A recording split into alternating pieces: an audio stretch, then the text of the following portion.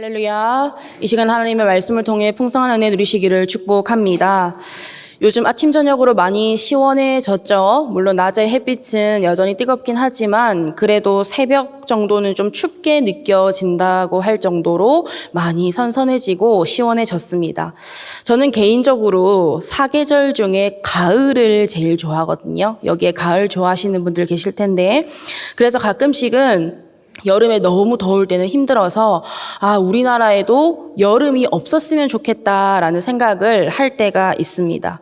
그런데 곰곰이 생각해 보니까 사계절은 사계절이 다 있어야 하더라고요. 무슨 말이냐면 농사 짓는 분들은 더 잘 아시겠지만 여름이 있어야 가을에 열매가 있습니다. 여름에 쨍쨍한 해가 있어야 잎이 자라고 열매가 만들어지고 또 그 열매가 자라고 익어가면서 맛이 드는 거예요. 곡식도 마찬가지죠. 그래서 사계절 중에 필요 없는 계절은 없고요. 여름이 힘들지만 여름이 있어야 가을에 수확이 있다는 겁니다. 제가 왜 이 이야기를 하느냐? 오늘 본문의 상황이 마치 한여름 무더위 그 햇빛 아래서 그늘막 하나 없이 서 있는 것과 같은 굉장히 힘든 상황이었다는 겁니다.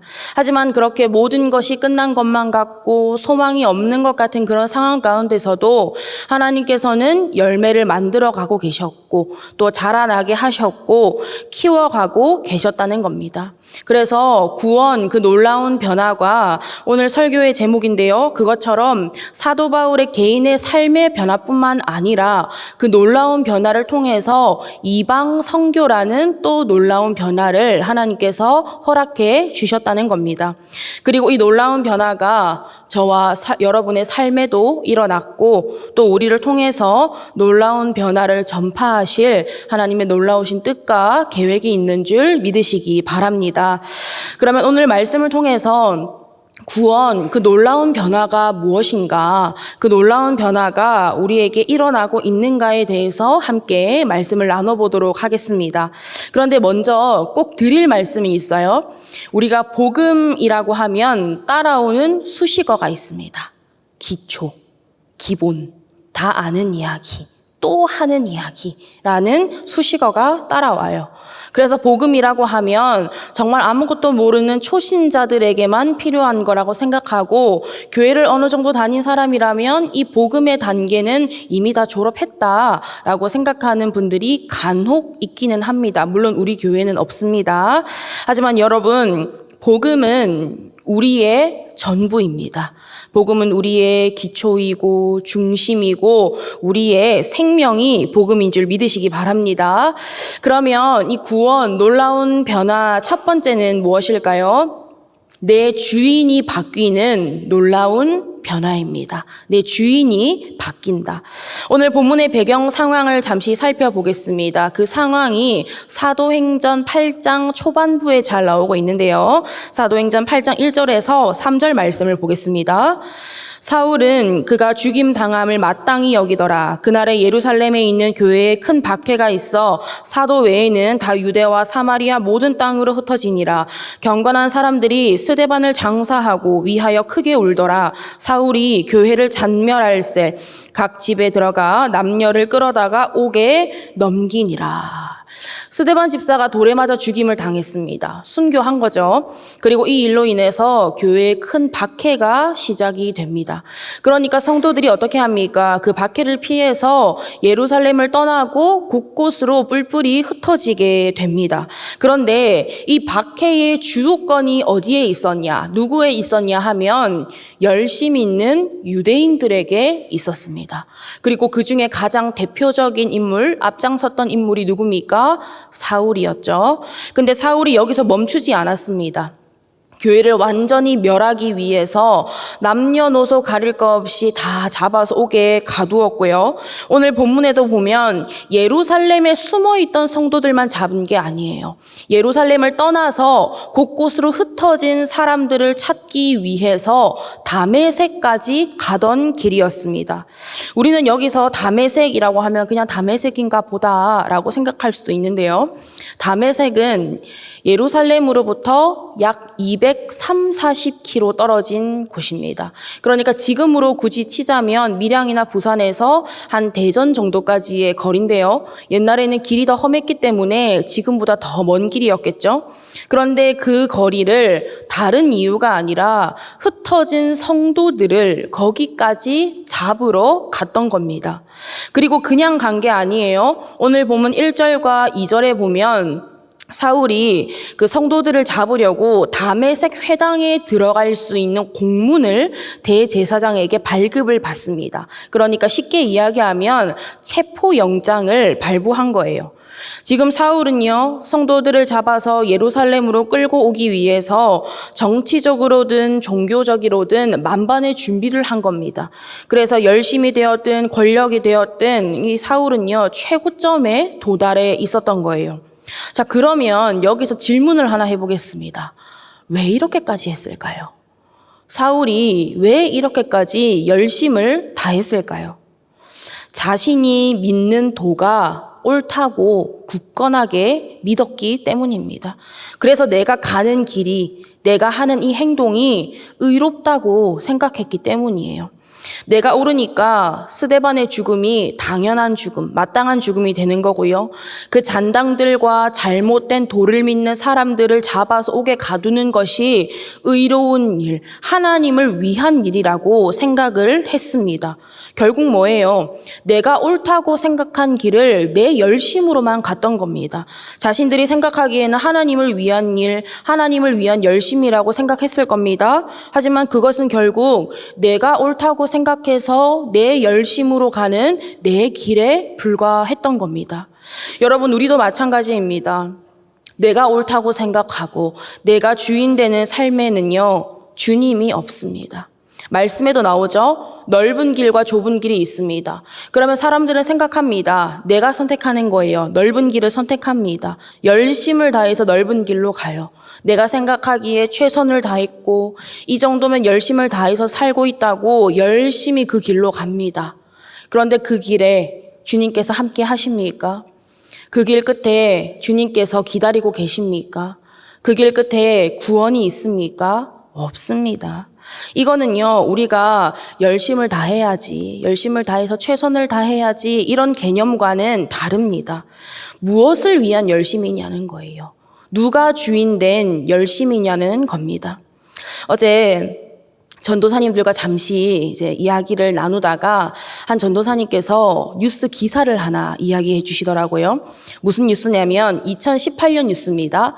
인도에서 찍찍 쥐가 ATM기 안에 들어갔습니다.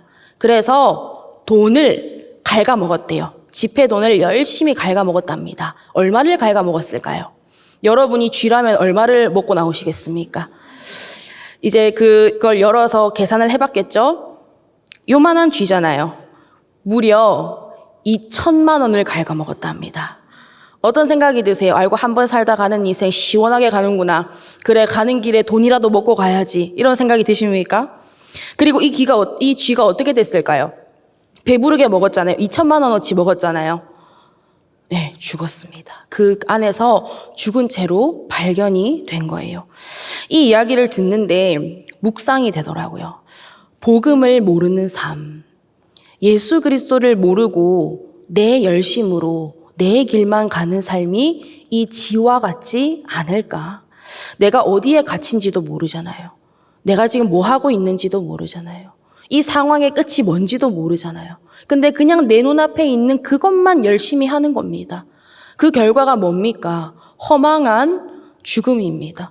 2천만 원 먹으면 뭐예요? 죽었는데.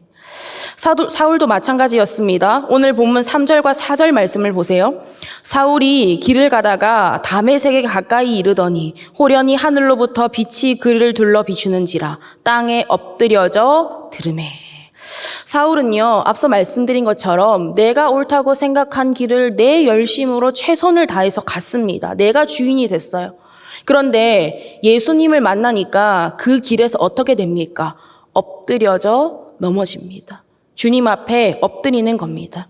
내 진짜 주인이 누구인지를 처절하게 깨닫는 거예요. 주여, 누구시니까? 나는 네가 핍박하는 예수다. 너가 지금 주인 돼서 가고 있는 그 길 돌이켜라. 너 길의 주인은 나다. 내 삶의 주인은 나야. 여러분, 복음의 기쁜 소식을 듣고 믿어서 구원받는다는 것은요, 내 주인이 바뀌는 놀라운 변화인 줄 믿으시기 바랍니다. 그래서 내가 가는 길도 달라지는 거예요. 예수님께서 내 주인이 되시니까 예수님께서 원하시는 길로 가게 되는 겁니다. 예수님께서 내 삶의 주인이 되시니까 예수님의 말씀에 순종하는 길로 가게 되는 겁니다. 그렇다면 여러분은 이런 놀라운 변화가 여러분의 삶 가운데 있으십니까? 경험하셨습니까? 몇십 년 전에, 몇 년 전에, 몇 달 전에, 그때 그 수련의 때가 아니라 지금 내 삶에 그 놀라운 변화를 경험하고 계시냐는 겁니다. 바라기는 우리의 주인 되시는 예수 그리스도만을 믿고 의지하면서 예수님께서 주인 되시는 삶, 그래서 그 예수님과 함께 길을 걷는 우리 모두가 되기를 원합니다. 다음으로 구원 그 놀라운 변화는 무엇일까요? 성령님의 도우심으로 나와 내 주변이 변하는 놀라운 변화입니다. 다메섹 도상에서 예수님을 만난 사울이 어떻게 됐습니까? 3일 동안 보지도 못하고 먹지도 못했습니다. 그런데 주님께서 아나니아를 사용하셔서 사울에게 성령을 충만하게 하십니다. 그리고 나서 눈을 다시 보게 되고 먹게 됩니다. 여기서 눈이 다시 보인다는 것은요, 육체적인 의미를 넘은 의미가 있어요. 첫 번째는 어떤 의미냐? 예수님과의 관계가 회복됨을 의미합니다. 그리고 두 번째, 성도들과의 관계도 회복되어질 것을 의미합니다. 보는 게 달라지는 거예요. 예수님을 만났습니다. 주인이 바뀌었어요. 그러니까 나로 가득 차 있던 속이 성령님으로 충만하게 되는 겁니다. 그러니까 그 사울의 삶에 놀라운 변화가 일어나기 시작하는 거예요. 예수님과의 관계가 회복되니까 삶이 달라지겠죠. 삶의 주인이 변하니까 삶의 길이 변하는 겁니다. 이제는 다른 것을 보게 되는 거예요. 내 눈으로 봤다면 이제는 주님의 눈으로 보게 되는 겁니다. 그리고 말씀을 보니까요, 다르게 보이는 거예요. 분명 같은 말씀을 보는데 그 말씀 곳곳에서 예수님을 발견하게 되는 겁니다. 예수님이 인정되고 믿어집니다. 예수님을 예표하는 말씀들, 예수님을 예언하는 말씀들이 곳곳에 있다는 것을 사울이 발견하게 되는 거예요. 그러니까 말씀을 통해서 놀라운 하나님의 경륜과 섭리와 하늘의 비밀을 깨닫게 된 겁니다. 그리고 분명 같은 사람들을 봅니다. 그런데 이전에는 어떻게 보였어요? 위협과 살기를 가지고 감옥에 넣어야 할 사람들로 보였습니다. 그런데 이제는요, 주님의 사랑과 은혜를 가지고 그 사람들이 긍휼히 여겨지는 거예요. 조금이라도 더, 한 명이라도 더 이 놀라운 변화를 경험하게 하고 싶고 예수님을 전하고 싶은 그 영혼들로 보이는 겁니다. 그래서 처음에는 성도들도 사울을 보고 당황해하죠. 여전히 무서워하고 두려워해서 사울을 받아들이지 않습니다. 그런데 점점 가면 갈수록 사울에게 놀라운 변화가 일어나는 게 보이는 겁니다. 그리고 성도들도 마음이 열리기 시작합니다. 여기에 대해서 몇 가지 말씀을 비교하면서 보여드릴게요. 먼저 사도행전 9장 21절과 22절 말씀을 비교해서 보겠습니다. 듣는 사람이 다 놀라 말하되 이 사람이 예루살렘에서 이 이름을 부르는 사람을 멸하려던 자가 아니냐. 여기 온 것도 그들을 결박하여 대제사장들에게 끌어가고자 함이 아니냐 하더라. 그런데 어떻게 변화됐습니까? 사울은 힘을 더 얻어 예수를 그리스도라 증언하여 다메섹에 사는 유대인들을 당혹하게 하니라. 어떤 변화가 일어났습니까? 이전까지의 사울의 힘은요, 예수님을 믿는 성도들을 잡아서 끌고 가서 멸하는 것이 이 사울의 힘이었습니다. 그런데 예수님을 만나고 나니까 예수를 그리스도라고 증언하는 힘으로 변화된 거예요. 여기서 사울이 힘을 더 얻었다는 것은 육체적인 힘이 아닙니다. 영적인 힘, 성령님으로부터 오는 힘을 의미합니다.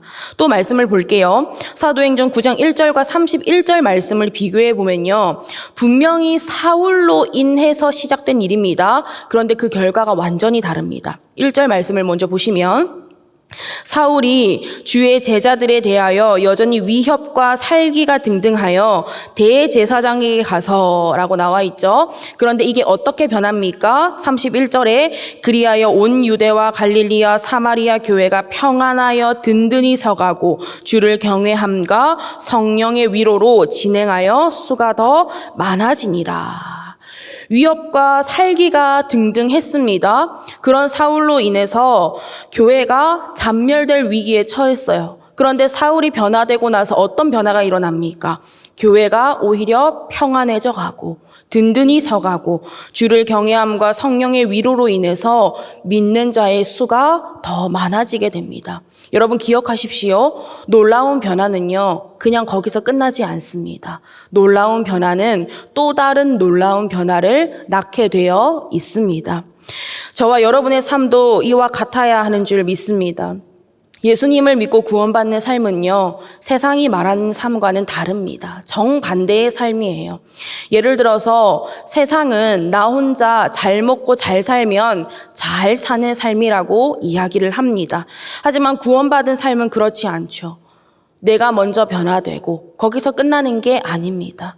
나의 변화로 인해서 예수님을 보여주는 삶, 선한 영향력을 끼치는 삶, 내가 먼저 그리스도의 편지가 되고 내가 먼저 그리스도의 향기를 품어내는 삶. 그래서 나를 통해서 예수님의 사랑을 경험하게 되고 나를 통해서 하나님의 살아계심을 경험하고 나타내는 삶. 이러한 놀라운 변화의 삶이 구원받은 저와 여러분의 삶이 되어야 하는 줄 믿습니다. 예전에 신학대학교를 다닐 때 총장님께서 이런 말씀을 하셨어요. 세상은 공부해서 남 주냐? 라고 이야기를 한다.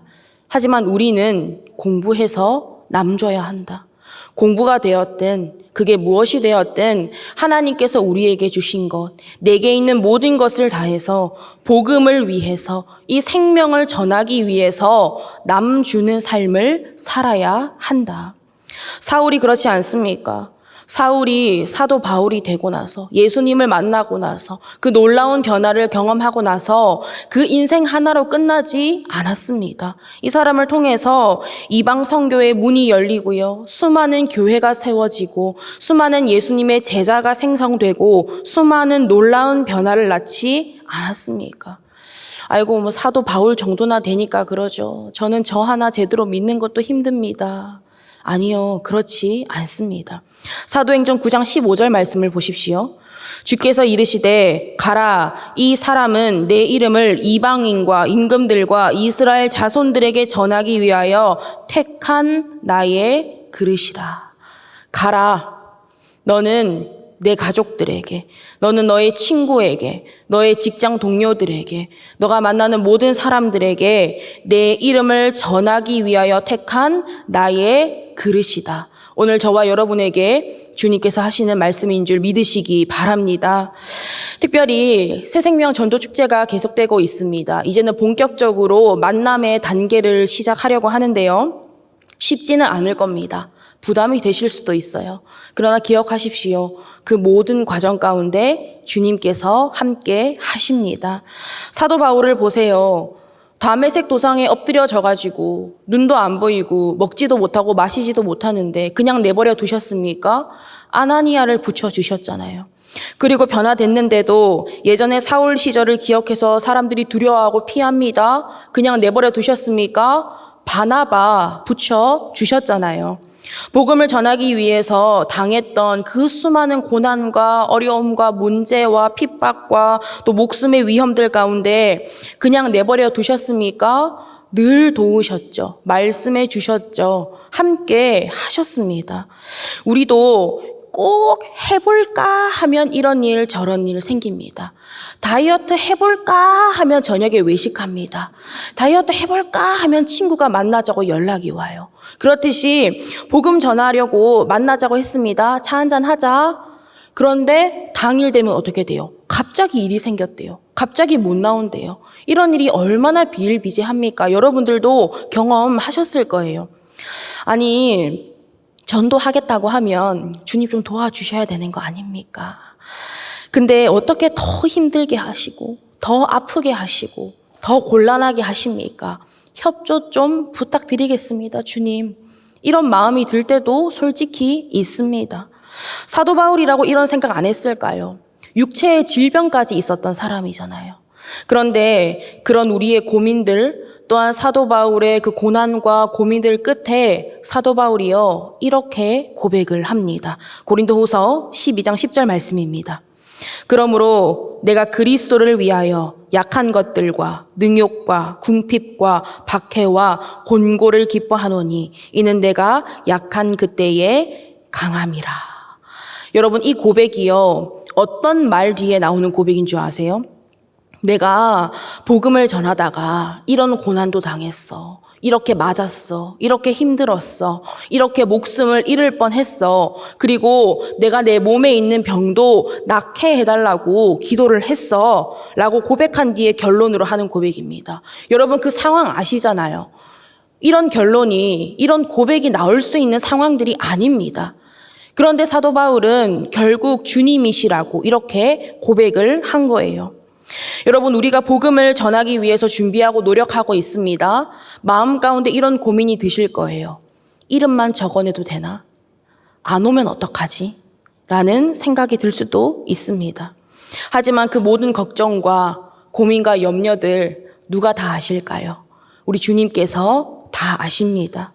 그리고 함께 하시고요. 준비해 주실 거고요. 도움의 손길도 때마다 시마다 붙여주실 줄 믿습니다. 고린도전서 3장 6절에서 9절 말씀을 보겠습니다. 나는 심었고 아볼로는 물을 주었으되 오직 하나님께서 자라나게 하셨나니 그런즉 심는 이나 물 주는 이는 아무것도 아니로되 오직 자라게 하시는 이는 하나님뿐이니라. 심는 이와 물 주는 이는 한 가지이나 각각 자기가 일한 대로 자기의 상을 받으리라. 우리는 하나님의 동역자들이요 너희는 하나님의 밭이요 하나님의 집이니라. 여러분, 나 같은 죄인을 살려주신 것도 감사한데요, 이 귀한 사명에, 생명을 살리는 이 귀한 사명에 저와 여러분을 동역자로 부르시고 세우셨다는 겁니다. 심고 물 주는 사명까지도 맡겨 주셨다는 거예요. 우리는 심고 물 주면 되는 겁니다. 자라게 하시고 열매 맺게 하시는 하나님만 의지하면서 우리는 나에게 일어난 놀라운 변화, 그 복음의 씨앗, 그 구원의 씨앗, 그 생명의 씨앗을 계속 심는 거예요. 심고 또 심으면 되는 겁니다. 저번에 안 됐다고 이번에 안 하지 마시고, 이번에 안 됐다고 끝이라고 생각하지 마십시오. 그 영혼들요, 하나님께서 사랑하시고 하나님께서 포기하지 않으십니다. 우리가 기억할 것은 단 하나입니다. 구원, 그 놀라운 변화의 시작과 완성과 전부는 오직 주님 손에 있다는 것을 여러분 믿으시기 바랍니다. 말씀을 정리하겠습니다. 하나님께서는 지금도요, 하나님의 품을 떠난 수많은 영혼들을 간절히 찾고 기다리고 계십니다. 그래서 그 일에 사랑하는 저와 여러분을 동력자로 택하시고 부르시고 세우셨음을 믿습니다. 그렇기에 우리는요, 그 부르심을 힘입어서, 내 힘이 아닙니다. 그 부르심을 힘입어서 하나님의 귀한 사역에 동참하시기를 간절히 원합니다. 우리 삶에요, 그 구원, 놀라운 변화가 일어났음을 정말 믿으신다면, 지금도 그 변화를 경험하고 계신다면 그 놀라운 변화를 주님과 함께 전하고 또 전해야 하지 않겠습니까? 이 사명을 위해서 함께 마음을 모아주시고 힘을 모아주시고 기도해 주시기 바랍니다. 그래서 하나님께서 가장 기뻐하시는 그 귀한 일에 기쁨과 순종으로 끝까지 충성할 수 있는 저와 여러분 밀양선결교회 모든 성도님들 될 수 있기를 간절히 바라고 원합니다. 기도하겠습니다. 하나님, 오늘도 하나님의 귀한 말씀을 허락하여 주신 은혜에 감사드립니다. 죄에 매여 죽어가던 우리를 십자가로 구원하여 주시고 그 십자가를 전하는 삶으로까지 세워주시니 감사드립니다. 구원, 그 놀라운 변화를 경험했고 또 경험하고 있기에 복음을 전하고 생명을 살리는 귀한 사명에 충성을 다해 순종하기 원합니다. 우리는 부족하지만 주님은 전능하시오니 그 힘과 능력 의지하며 귀한 십자가 복음 만큼 그 영원한 사랑과 생명을 우리의 호흡이 닿는 그날까지 전하고 또 전할 수 있는 우리 모두가 되게 하여 주시옵소서. 감사드리며 예수님의 이름으로 기도드립니다. 아멘.